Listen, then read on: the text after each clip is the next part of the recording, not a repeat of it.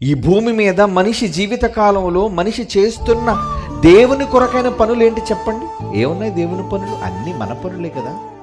ఇల్లు కట్టుకోవటం మీ పని, పెళ్లి చేసుకోవటం మీ పని, పిల్లల్ని కండం మీ పని, వాళ్ళు పెంచటం మీ పని, ఆస్తులు కూర్చటం మీ పని, పొలం పని మీ పని.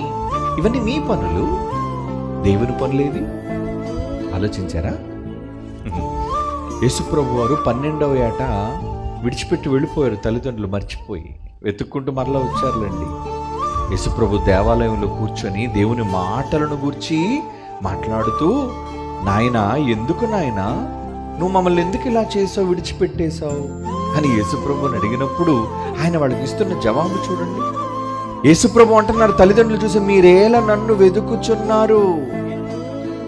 నేను నా తండ్రి పనుల మీద ఉండవలనని మీరు ఎరుగరా? నా తండ్రి, నా తండ్రి.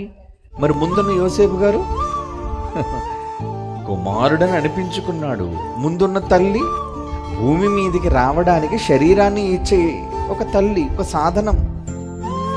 వీళ్ళు కాదు సొంత వాళ్ళు. ఎవరు సొంత వాళ్ళు? తండ్రి. ఆత్మ సంబంధం. మన దగ్గర ఉన్నది మహాజ్ఞాన గ్రంథం. ఇందులో ఉన్నవి అనేక విలువలు, సత్యాలు. వాటిని ప్రకటిద్దాం.